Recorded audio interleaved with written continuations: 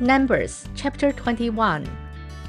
When the Canaanite king of Arid, who lived in the Negev, heard that Israel was coming along the road of Atharim, he attacked the Israelites and captured some of them. Then Israel made his vow to the Lord, "If you will deliver these people into our hands, we will totally destroy their cities." Then Israel made this vow to the Lord, "If you will deliver these people into our hands, we will totally destroy their cities." The Lord listened to Israel's plea and gave the Canaanites over to them, and they completely destroyed them and their towns. So the place was named Hormah. They traveled from Mount Hor along the route to the Red Sea to go around Edom, but the people grew impatient on the way. They spoke against God and against Moses, and said, "Why have you brought us up out of Egypt to die in the desert? There is no bread, there is no water, and we detest this miserable food."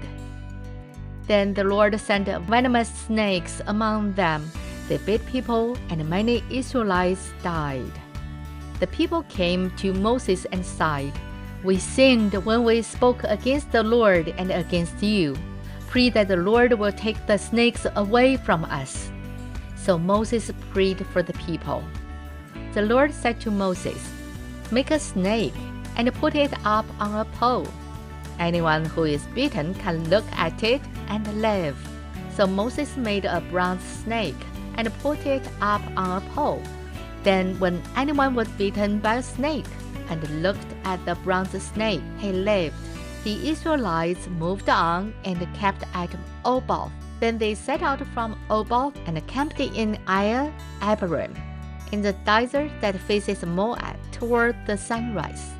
From there they moved on and camped in the Zered Valley.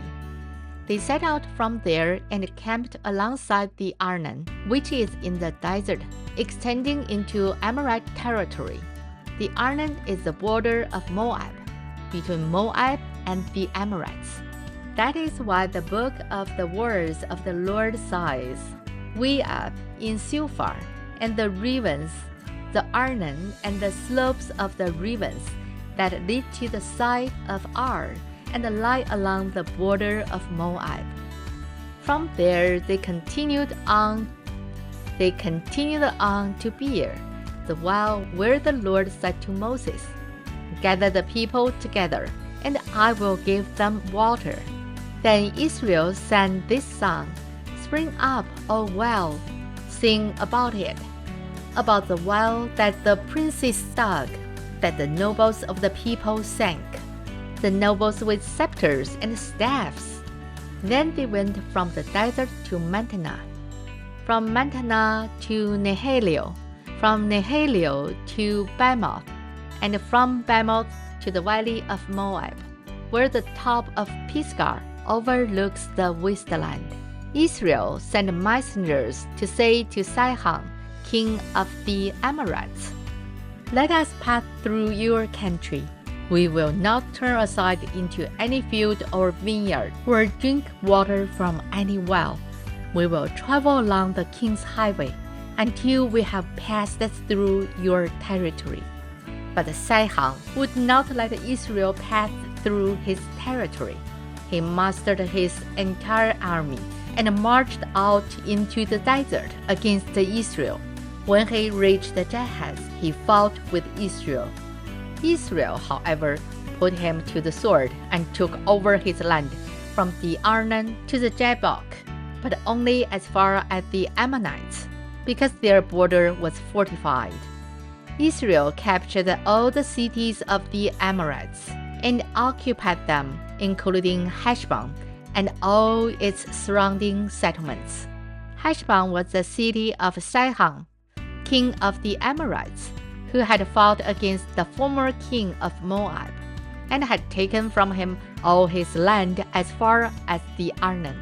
That is why the poets say, "Come to Heshbon, and let it be rebuilt, let Sihon's city be restored."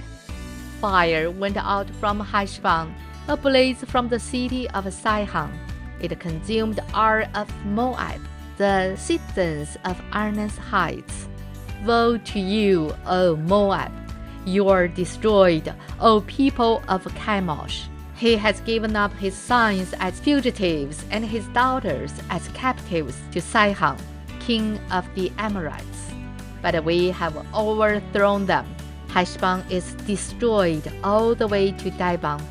We have demolished them as far as Nophah, which extends to Medeba. So Israel settled in the land of the Amorites.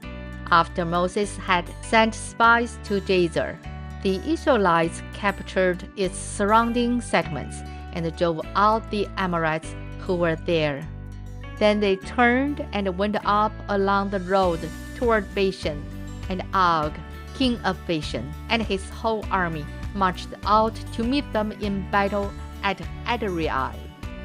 The Lord said to Moses, "Do not be afraid of him, for I have handed him over to you, with his whole army and his land. Do to him what you did to Sihon, king of the Amorites, who reigned in Heshbon." So they struck him down, together with his sons and his whole family, leaving them no survivors, and they took possession of his land. This is the end of Numbers chapter 21. 神的话语要昼夜思想，宇恩读经频道期望与您下次再见，拜拜。